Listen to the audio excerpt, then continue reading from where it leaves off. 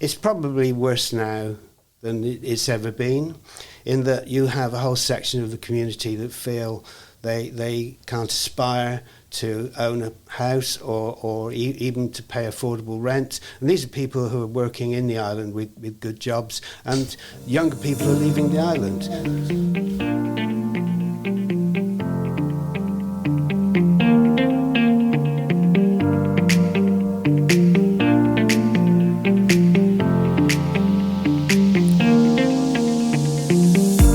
Welcome to Housing Crisis Averted, a special mini-series from Bailiwick Podcasts. Next week, Housing Minister Sam Mesek will face a panel of property professionals, housing providers and an old political rival in a question time style debate hosted by All Island Media. Together, they'll be asking, is Jersey still in the grip of a housing crisis, and what needs to happen to fix it? I'm Fiona Potigny, editor of Bailiwick Express, and I'll be chairing the live panel event at the Pom Door on Wednesday. In the lead-up, I've been speaking to each of our contributors about what they believe is working, what isn't, and what urgently needs to change. In this episode, I'm joined by Michael Van Neste MBE, founder of the Jersey Homes Trust. I put 5 questions to him, starting with this. Is housing crisis still the right way to describe Jersey's current housing situation in your view? Well, absolutely. Nothing's really changed very much from when we first started to talk about the situation as a crisis. And I don't see any crisis measures having taken place. And we've still got all the same problems that we had when we first of all said it's a crisis. So certainly, I believe we have a crisis. So you're someone who's worked in this sector for decades. How does the current situation compare to the housing challenges that Jersey has previously faced, in your view? It's probably worse now than it's ever been, in that you have a whole section of the community that feel they can't aspire to own a house or even to pay affordable rent. And these are people who are working in the island with good jobs, and younger people are leaving the island. Now, that's anecdotal, but I believe that's still the case. And I believe it's a great problem. So I've never known it as bad as it is now. So, I mean, that's quite a dire picture you're painting there. Just honing in on rent recently, there's been a lot of focus on stabilisation and control. So what's your view on whether that's a help or a hindrance long-term to housing sustainability? Well, these things have been tried before. And people seem to forget the history. It always leads to bad outcomes, unintended consequences. If you go to war against private sector landlords, if the government does that, it'll win. The private sector will diminish. That's not for the benefit of tenants. It's not for the benefit of people who would rather rent than buy.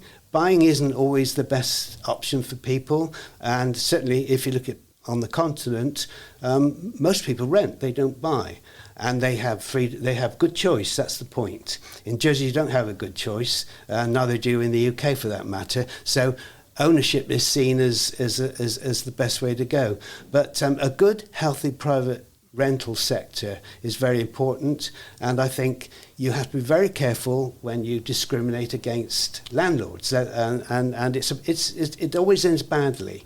So I would say rent capping is a bad idea. Rent stabilisation, perhaps one rent review a year, not to increase cost of living. Whilst you have housing problems and tenants in trouble, I wouldn't oppose that.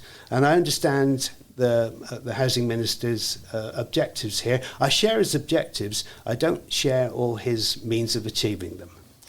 So, I mean, obviously the culture in Jersey, as you've acknowledged, kind of tends towards home ownership rather than rent.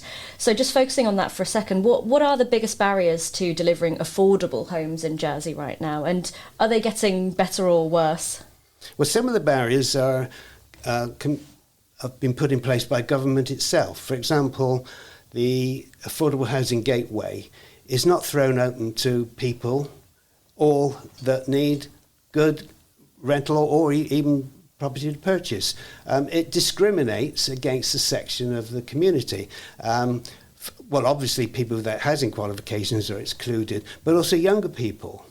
And that's evidently wrong, especially at a time when you do have now flats which are unoccupied in the island. So the thing should be thrown wide open. Anyone should be able to apply to the gateway if they consider themselves in need of decent, affordable housing. I've never understood the argument, well, you must tailor the gateway to the supply. No, you tailor the supply to the gateway. First of all, get the gateway right. Then we know what we're dealing with. So that's a big impediment, because governments simply don't know what the housing need is, and therefore they'll never bring forward the necessary strategy to deal with the problem. So imagining that you're in charge for a day, what's one policy change you would like to see to make meaningful progress when it comes to solving these housing challenges? Can I say 2 or 3 things there? You say one We'll thing. let you off. We'll give you a genie 3 wishes. Okay, let's combine 2 as one. Open up the gateway and allow everybody, including those here on short-term employment, so long as they're in gainful employment, to access the gateway for rental. I would say that would be the biggest thing.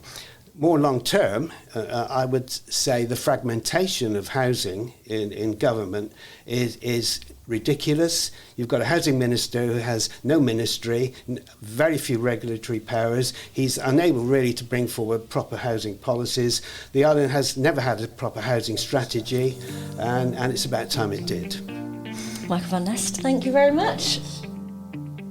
Thanks for listening to this episode in our special housing series. If you'd like to hear more and put your own questions to the panel, join us live at the Pomdor Hotel at 5 p.m. on Wednesday, 23rd of April for Housing Crisis Averted Live. Tickets are available now on Eventbrite, and AIM Plus subscribers can attend for free. We'd love to see you there.